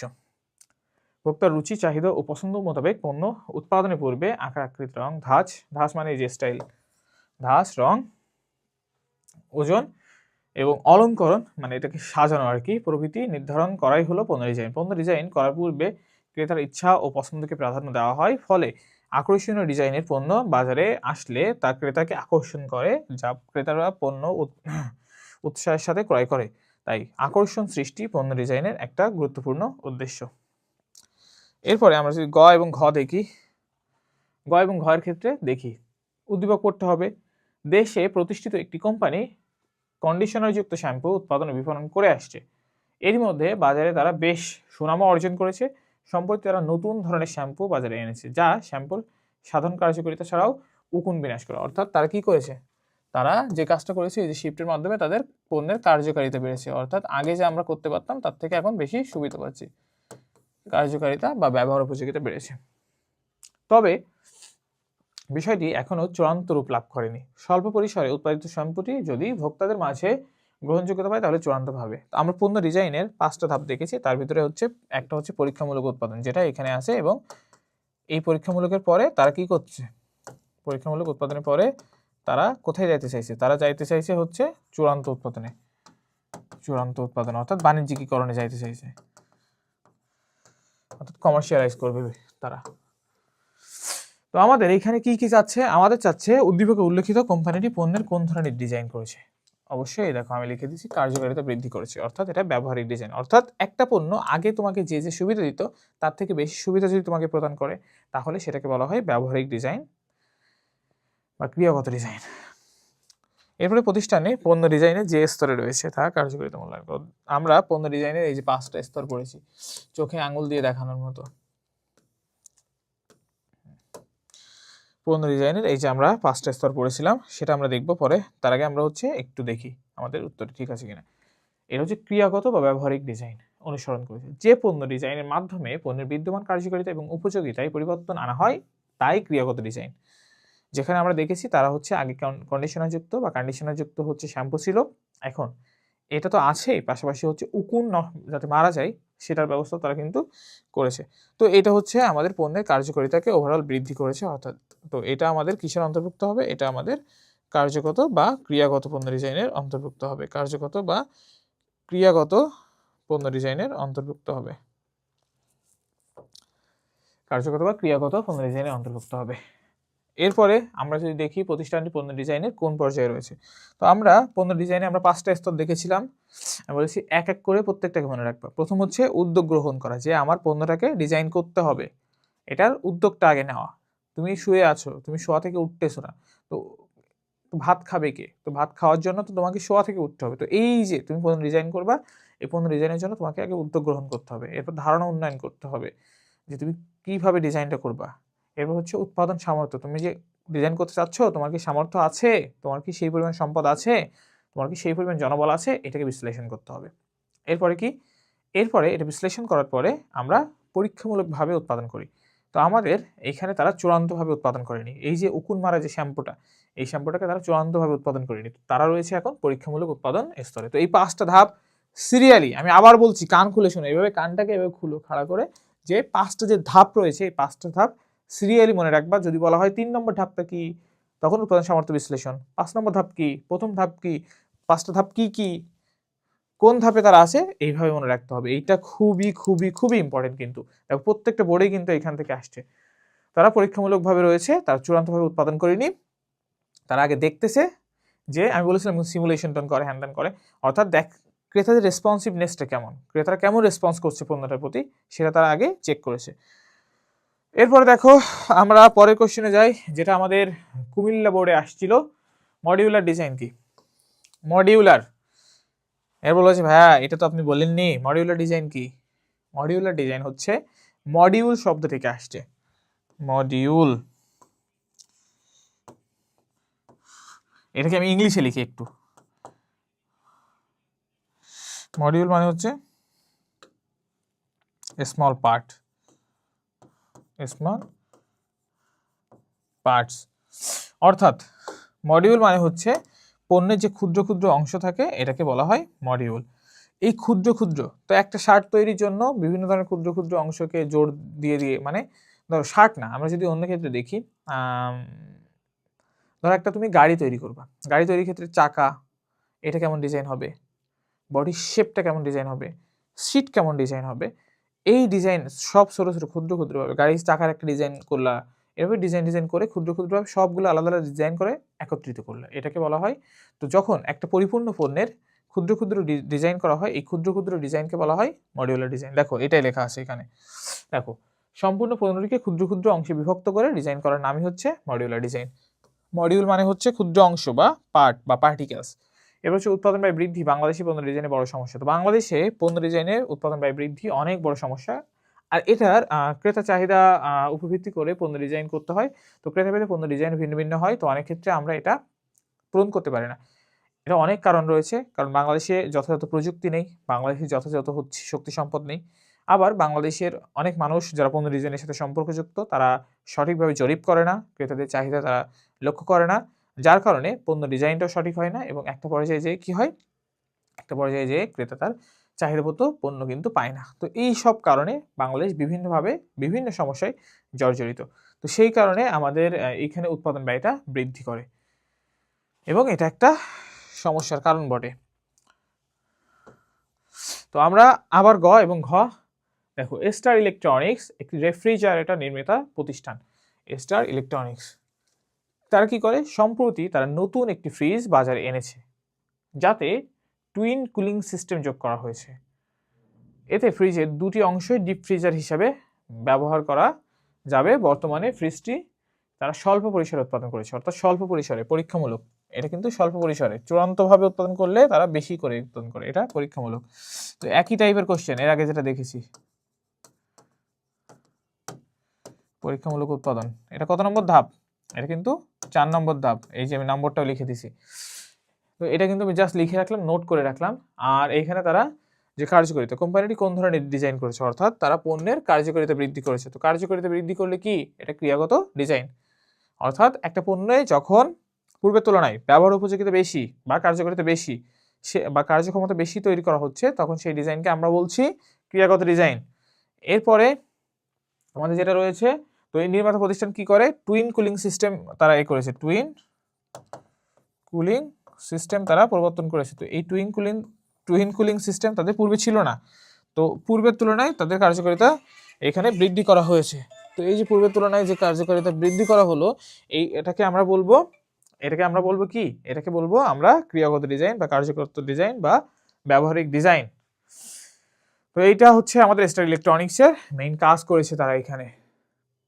সো এরপরে আমাদের ক্রিয়াগত ডিজাইনের পরে যেটা রয়েছে সেটা হচ্ছে, ক্রিয়াগত ডিজাইনের পরে আমাদের ঘ নম্বরের যে প্রশ্নটা রয়েছে, আমাদের প্রশ্নটা হচ্ছে এস্টার ইলেকট্রনিক্স প্রতিষ্ঠানটি তাদের কোন পর্যায়ে ছিল? আমি কিন্তু এখানে অলরেডি দেখাইছি, সেটা হচ্ছে পরীক্ষামূলক পর্যায়ে ছিল। তো আমরা 4টা ধাপ দেখছো, এই 5টা ধাপ কিন্তু একেবারে মাথার ভিতরে গেঁথে নাও। মাথার ভিতরে তার নাম যেমনভাবে, তার নাম্বার যেমনভাবে গাঁথা আছে, তোমার হচ্ছে এই 5টা ধাপও সেইভাবে গেঁথে নাও। কারণ এইখান থেকে বিভিন্নভাবে ঘোরায় ফেরায় কোশ্চেন আসে, প্রত্যেকবার পরীক্ষায় কিন্তু আসে, অ্যাডমিশন টেস্টেও কিন্তু আসে।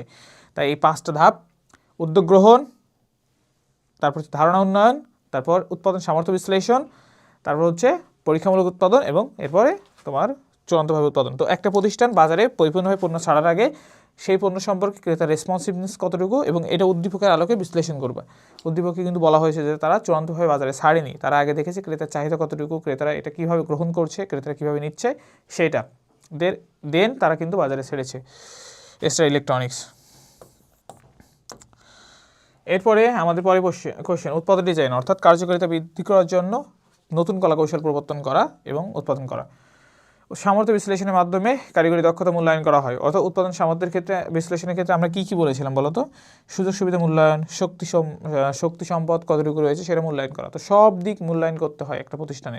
তো একটা প্রতিষ্ঠান গতানুগতিক পদ্ধতির পরিবর্তে তারা যে নতুন প্রযুক্তি ব্যবহার করবে, তাদের এই প্রযুক্তি ব্যবহার করার জন্য তাদের আসলেই সম্পদ রয়েছে কিনা, তাদের সামর্থ্য রয়েছে কিনা, এটা বিশ্লেষণ করতে হয়। তো কারিগরি দক্ষতার কতটুকু, এটাও কিন্তু এই উৎপাদন সামর্থ্য বিশ্লেষণের ভিতরে চলে আসে। তো আমরা দেখি এখানে কি লেখা আছে। কোনো প্রতিষ্ঠানে পণ্য উৎপাদনে কতটুকু দক্ষ, সেই সমস্ত বিশ্লেষণ করে প্রতিষ্ঠানটির কারিগরি দক্ষতা মূল্যায়ন করা যায় এবং প্রতিষ্ঠানের পণ্য উৎপাদনের সামর্থ্য কারিগরি দক্ষতার উপর নির্ভরশীল। কারিগরি দক্ষতা বলতে যন্ত্রের যথাযথ ব্যবহারের মাধ্যমে দক্ষতা ও প্রায়োগিক ক্ষমতাকে বোঝায়। প্রতিষ্ঠানের কর্মীদের কারিগরি দক্ষতা থাকলে তারা অল্প কাঁচামাল ব্যবহার করে ও কম ব্যয়ে অধিক পরিমাণ পণ্য উৎপাদন করতে পারে। এভাবে কী পরিমাণ পণ্য উৎপাদিত হচ্ছে তা বিশ্লেষণের মাধ্যমে কারিগরি দক্ষতা মূল্যায়ন করা যায়। আর নতুন প্রযুক্তি ও উন্নত কলাকৌশল ব্যবহার করে পণ্য উৎপাদন করাকে উৎপাদন ডিজাইন বলে। গ এবং ঘ পড়ার জন্য আমাদের উদ্দীপকে যাইতে হবে। ডলফিন কোম্পানি মালয়েশিয়া থেকে বিভিন্ন ধরনের মোবাইল হ্যান্ডসেট আমদানি করে বাংলাদেশে বাজারজাত করে। প্রতিষ্ঠানটি গবেষণা করে দেখেছে বাংলাদেশে মোবাইল ব্যবহারকারীদের মোবাইল ইন্টারনেট ব্যবহারের মাত্রা বেড়ে যাচ্ছে। তাই ডলফিন কোম্পানি এমন একটি হ্যান্ডসেট আমদানি করে বা আমদানির সিদ্ধান্ত নিয়েছে যাতে দ্রুতগতির ইন্টারনেট ব্যবহারের সুবিধা থাকবে। প্রতিষ্ঠানটি কর্মকর্তাদের ধারণা এতে বিক্রয় বৃদ্ধি সহজ হবে। উদ্দীপকে উল্লেখিত ডলফিন কোম্পানির নতুন মোবাইল কোন ধরনের পণ্য ডিজাইনে অন্তর্ভুক্ত? অর্থাৎ পূর্বে যে কার্যকারিতা ছিল তার থেকে তারা কি করেছে, কার্যকারিতা বৃদ্ধি করেছে। তো এটা অবশ্যই আমাদের ক্রিয়াগত ডিজাইনের অন্তর্ভুক্ত। বিক্রয় বৃদ্ধির ডলফিন মোবাইল গৃহীত সিদ্ধান্তের যৌক্তিকতা। তো এটা অবশ্যই যৌক্তিক একটা সিদ্ধান্ত, যথার্থ। দেখো, মোবাইলের ব্যবহারিক ও ক্রিয়াগত, কারণ মোবাইলে কথা বলার পাশাপাশি দ্রুতগতির ইন্টারনেট ব্যবহারের সুবিধা তো থাকছেই। তো তাদের পূর্বে শুধুমাত্র কথা বলা যাইতো এমন টাইপের হ্যান্ডসেট ছিল, বাটন ফোন হইতে পারে বা যে কোনো কিছু হইতে পারে, যেটাই থাকুক না কেন। এর পরবর্তীতে তারা কি করলো, তারা এমন একটি ফোন নিয়ে আসলো যেটাই দ্রুতগতির ইন্টারনেট সুবিধা পাওয়া যাবে। কারণ বাংলাদেশের মানুষ এই যে বেশি ইন্টারনেটে বা হচ্ছে তারা এইগুলো ব্যবহারের দিকে ঝুঁকে পড়ছে। তো এইটার কারণে তাদের বাজারজাত বা বিক্রয় সুবিধা হবে। তো এই যে পুরাতন যে ফোনের যে কার্যকারিতা ছিল সেই কার্যকারিতা থেকে নতুন কার্যকারিতা যোগ করার এই যে ডিজাইন, এটাকে আমরা বলি ক্রিয়াগত ডিজাইন, ব্যবহারিক ডিজাইন বা কার্যগত ডিজাইন। এরপরে এটা যৌক্তিক কিনা? হ্যাঁ, অবশ্যই যৌক্তিক, কারণ যেহেতু আমরা দেখলাম উদ্দীপকে যে বাংলাদেশের মানুষজন ইন্টারনেট ব্যবহারের দিকে অনেক ঝুঁকছে। তো সেই ক্ষেত্রে আমরা একটা খুবই উদাহরণ আছে, আমি এই ক্ষেত্রে যদি তোমাদের বলি, এই ডলফিন কোম্পানির মতো বাংলাদেশের একটা কোম্পানি আছে, সেটা হচ্ছে তোমার সিম্ফনি। একটা সময় দেখবা সিম্ফনি যে কোম্পানিটা, এই সিম্ফনি এরা কি করে, এরা হচ্ছে বাজারে তোমার এদের ফোনটা সব থেকে বেশি চলতো। তোমরা এমন কেউ নেই যে হচ্ছে বলতে পারবা না যে বাজারে তোমাদের বাসায় সিম্ফনি ফোন ছিল না, বাটন যে ফোনটা। তো সিম্ফনি বা সবার বাসায় থাকতো, কিন্তু এখন কয়জনের বাসায় সিম্ফনির স্মার্টফোন আছে? সিম্ফনির স্মার্টফোন কিন্তু এখন আর তেমন কারো বাসায় দেখা যায় না, কারণ সিম্ফনি ওই সময় ভাবছিল যে মানুষজন হয়তো বা ইন্টারনেট ব্যবহার করবে না, মানুষজন হয়তো বা এই যে এগুলো ব্যবহার করবে না। তো আমরা হচ্ছে বাটন ফোনই মানুষজন কিনবে, কারণ বেশি দাম দিয়ে তারা স্মার্টফোন কিনবে না, যখন বাজারে প্রথমবারের মতো স্মার্টফোন আসলো। তো এরপরে একটা সময় দেখা যায় তারা বাজার থেকে হারিয়ে যায়। তো এইটার যে সমস্যাটা তাদের ছিল সেটাকে বলা হয় মার্কেটিং মায়োপিয়া, অর্থাৎ ভবিষ্যৎকে তারা চিন্তা করেনি। মার্কেটিং মায়োপিয়া বা মার্কেটিং ক্ষীণদৃষ্টি। ওই যারা দূরের জিনিস দেখতে পারো না, চোখের সমস্যা, আমার যেমন দূরের জিনিস দেখতে কষ্ট হয়, তো এই যে দূরের জিনিস দেখতে যাদের কষ্ট হয়, এই যে চশমা পরো না, তো এইটা হচ্ছে মায়োপিয়ার সমস্যা বলে। তো এইটা মার্কেটিংয়ের ক্ষেত্রে যে ভবিষ্যতে কী হইতে পারে এটা চিন্তা না করা, এটা হচ্ছে মার্কেটিং মায়োপিয়ার সমস্যা। তো এই সমস্যাটা আমাদের ডলফিন কোম্পানির ভিতরে কিন্তু নাই। ডলফিন কোম্পানি তারা কি করেছে, তারা কিন্তু সিদ্ধান্ত নিয়েছে যে যেহেতু ইন্টারনেট ব্যবহারের পরিমাণ বাড়তেছে, সেহেতু আমরা কি করব, আমরা এখন হচ্ছে এমন ফোন নিয়ে আসবো যেটার হচ্ছে কার্যকারিতা বেশি হবে, অর্থাৎ যেখানে আমরা দ্রুতগতির ইন্টারনেট পাবো। তো তারা কার্যগত ডিজাইন করলো, করার পরে এই সিদ্ধান্ত তারা নিছে। তো এই সিদ্ধান্তটা অবশ্যই যৌক্তিক, আর যদি না নিত তাহলে অবশ্যই দেখা যায় মার্কেটটা অন্য কেউ দখল করে নিত। তো এই কারণে তারা মুনাফা তাদের বৃদ্ধি পাবে, গ্রাহক সংখ্যা বেশি হবে এবং প্রতিযোগিতায় তারা কিন্তু টিকে থাকবে। তো অনেক ধরনের বেনিফিটেড, তারা কিন্তু অনেকভাবে কিন্তু এখান থেকে বেনিফিটেড হবে। এরপরে আমাদের যে কোশ্চেনটা রয়েছে, লাস্ট কোশ্চেন, যেটা আমাদের চট্টগ্রাম বোর্ডে আসছে, সেটা হচ্ছে প্যাকিং ডিজাইন কাকে বলে? অর্থাৎ একটা পণ্যের আমরা যখন প্যাকিং পরিবর্তন করি, অর্থাৎ পূর্বে যে প্যাকটা থাকে সেটাকে পরিবর্তন করে যে ডিজাইনটা করি, এটা মেইনলি আমাদের প্যাকিং ডিজাইন, অর্থাৎ প্যাকেজিংয়ের ডিজাইনটা করা, এটা হচ্ছে আমাদের প্যাকিং ডিজাইনের অন্তর্গত। এটা বিভিন্ন কারণে হয়। প্যাকিংটা মূলত করা হয় যে শুধুমাত্র পণ্যটাকে দৃষ্টিনন্দন করার জন্য, এমন না। প্যাকিংটা করা হয় একটা পণ্যের শেপ অনুযায়ী পণ্যটাকে রাখা, পণ্যটা যাতে নষ্ট না হয়ে যায় সেভাবে রাখার জন্য প্যাকিং কিন্তু করা হয়। তো there are several benefits, there are several reasons for packing design. তো প্যাকিং ডিজাইন কাকে বলে সেটাও দেখব। সংস্কৃতি দ্বারা পণ্য ডিজাইন প্রভাবিত হয়। সংস্কৃতি বা কালচার। কালচার মানে কি? কালচার মানে আমরা এটা কিন্তু দেখি, কালচারের সংজ্ঞাটা আগে দিই, ইংলিশে লিখি। কালচার মানে হচ্ছে সংস্কৃতি। Culture is the set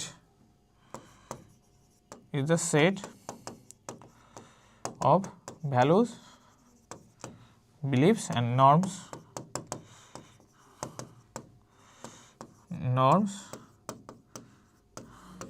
of a particular community,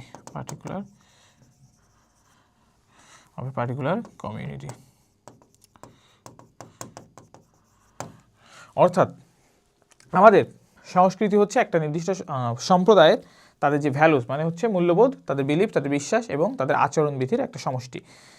তো এই সংস্কৃতি অনুযায়ী আমাদের পণ্য ডিজাইনটা প্রভাবিত হয়। কারণ তুমি কারো ধর্ম নিয়ে, যেটা হচ্ছে ধর্মকে আঘাত করে এমন টাইপের ডিজাইন করে রাখলে তাহলে কিন্তু হবে না।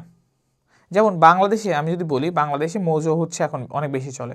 এখন তো মোজো কী করলো, ইসরায়েলের ছবি দিল। এখন বাংলাদেশে যেহেতু মুসলিম কান্ট্রি, তো অবশ্যই এটা ভালোভাবে নেবে না। তো এই যে নির্দিষ্ট সম্প্রদায়, নির্দিষ্ট জনগোষ্ঠী, এদের যে সংস্কৃতি রয়েছে, এইগুলোকে যদি আমরা ফলো না করি তাহলে কিন্তু আমার পণ্য বেশি বিক্রি হবে না। তো আবার এই মোজো কী করেছে, তো ইসরায়েল ছবি প্যালেস্টাইন, যে 1 টাকা প্যালেস্টাইনে যাচ্ছে, তো তারা এটা করার কারণে কিন্তু মোজোর বিক্রয়ের পরিমাণটা কিন্তু বেড়ে গেছে। তো সংস্কৃতি দ্বারা এই পণ্য ডিজাইনটাও কিন্তু প্রভাবিত হয়। কেমন টাইপের ডিজাইন হবে, ওইখানকার মানুষ কেমন। সংস্কৃতি হলো সমাজে মানুষের রীতি সিদ্ধ আচরণ, যা তাদের বিশ্বাস, মূল্যবোধ, আচার আচরণ বৃদ্ধি বা আচার আচরণ দ্বারা প্রভাবিত হয়। উন্নত, যে আমি এই যে এটা লিখেছি, এটা নিয়ে হচ্ছে বাংলায় এখানে দেওয়া আছে। উন্নত এবং উন্নয়নশীল প্রতিটি দেশ তাদের নিজ নিজ সংস্কৃতিকে ধারণ করে এবং পণ্য ডিজাইন করে এবং কী করে, পণ্য ডিজাইন করে।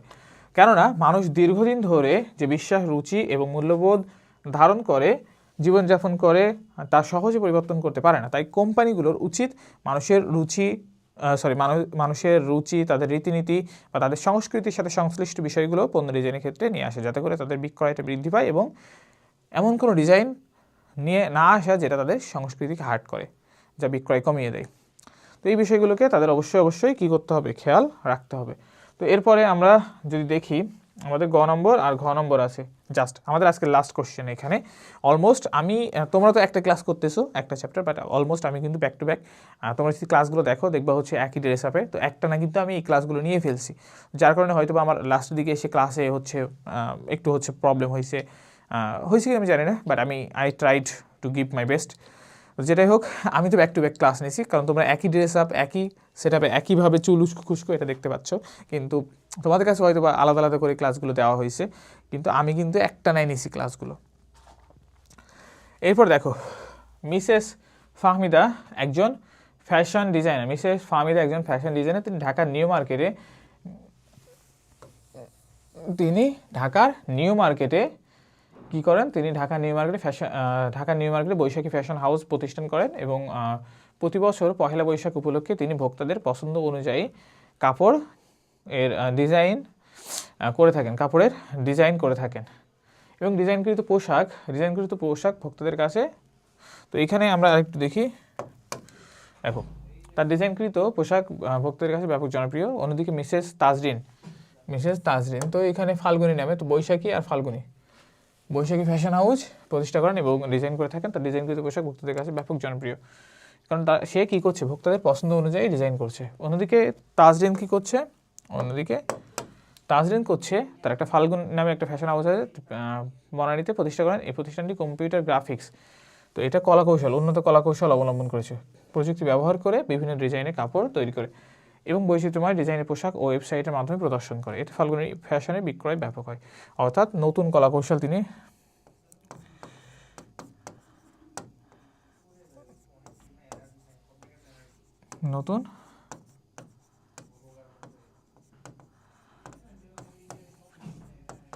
ব্যবহার করেছেন।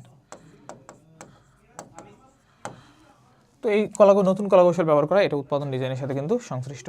তো যাই হোক, বৈশাখী ফ্যাশন হাউস কোন ধরনের পণ্য ডিজাইন ব্যবহার করেন, অর্থাৎ পণ্য ডিজাইন করে থাকেন, তার ডিজাইনকৃত পণ্য।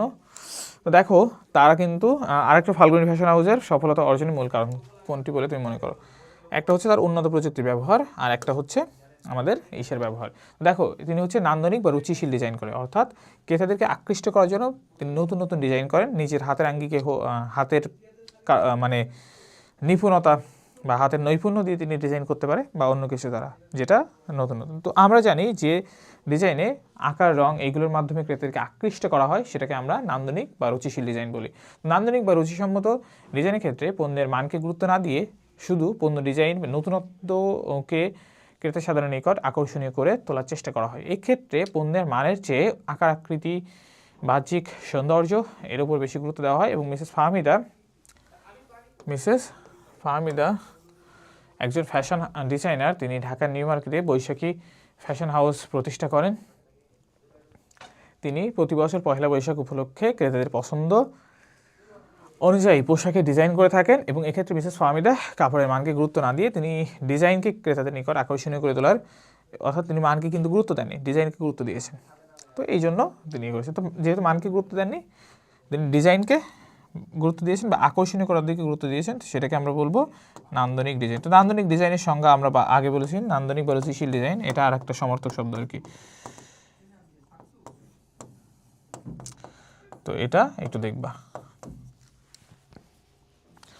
তো এরপরে আমাদের লাস্ট কোশ্চেন, সেটা হচ্ছে সফলতার কারণ কি, সেটা হচ্ছে উৎপাদন ডিজাইন। কারণ হচ্ছে আমরা দেখেছি মিসেস ফাহমিদার ক্ষেত্রে, ফাহমিদা কি করেছে, ফাহমিদা হচ্ছে যেটা করেছে সেটা হচ্ছে তিনি কিন্তু মানের দিকে গুরুত্ব দেননি, তিনি শুধু আকর্ষণীয় করার দিকে গুরুত্ব দিয়েছেন। অন্যদিকে আমাদের এই যে তাজরিন, তিনি গুরুত্ব দিয়েছেন হচ্ছে গতানুগতিক প্রযুক্তির পরিবর্তে আমরা নতুন কলা কৌশল অবলম্বন করব।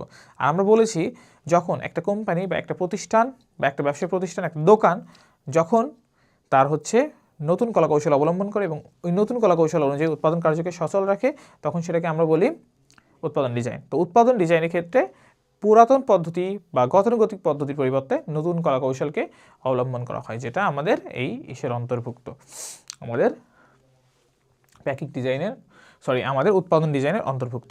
তো এই কারণে এই যে তিনি প্রযুক্তি ব্যবহার করার মাধ্যমে এই যে বেশি পরিমাণ উৎপাদন করতে পারছে, বা প্রযুক্তি ব্যবহারের কারণে তার যে উৎপাদনের পরিমাণটা বেশি হয়েছে এবং পারফেক্টলি তিনি যে নিখুঁতভাবে যে প্রতিটা পণ্য উৎপাদন করতে পেরেছেন, এটাই মূলত তার সফলতার কারণ, যেটা অন্যদিকে ফাহমিদা কিন্তু পারেনি। তো ফাহমিদার এই জায়গায় কিন্তু সমস্যা হয়েছিল। তো আমি আমাদের ঘ নম্বরে উত্তর জানতে চেয়েছি, সেটা হচ্ছে তাজরিনের সফলতার মূল কারণ কি। তো তাজরিনের সফলতার মূল কারণ হচ্ছে উৎপাদন ডিজাইন করা, উৎপাদন ডিজাইন। তো এই পর্যন্তই। তো এইগুলোর সংজ্ঞা কিন্তু এভাবে দিয়ে দিবা। আর 5টা ধাপ, আবারও বলছি ভাই, 5টা ধাপ মনে রাখতে হবে, একেবারে গেঁথে রাখতে হবে। তার নাম্বারটা যেভাবে গেঁথে রাখা আছে, তো ওইভাবেই এই 5টা ধাপকে গেঁথে রাখবা সিরিয়ালি। নাম্বার ভুল হইলে যে একটা নাম্বার আরেকভাবে লিখলে যে তোমার হচ্ছে অন্য জায়গায় চলে যাবে, এমন যে এখানে তুমি একটা ধাপ যদি আগে বলে ফেলো তাহলে কিন্তু উত্তর উল্টো পাল্টা হবে। এই পণ্য ডিজাইনের যে 5টা ধাপ রয়েছে। তো এই পর্যন্তই। থ্যাংক ইউ সবাইকে যারা ক্লাস দেখেছো, আশা করি বুঝতে পেরেছো, বোঝানোর চেষ্টা করেছি। চ্যাপ্টারটা অনেক গুরুত্বপূর্ণ, দেখছো অনেক সব বোর্ডেই কিন্তু অলমোস্ট কোশ্চেনগুলো এসেছে এই চ্যাপ্টার থেকে। তাই এই চ্যাপ্টারগুলো স্কিপ করা যাবে না, যে কোনোভাবে যেভাবেই কোশ্চেন হোক না কেন এই চ্যাপ্টারগুলো থেকে কোশ্চেন হয়ে থাকে। তো ধন্যবাদ সবাইকে, ভালো থাকো, সুস্থ থাকো, দেখা হবে অন্য ক্লাসে।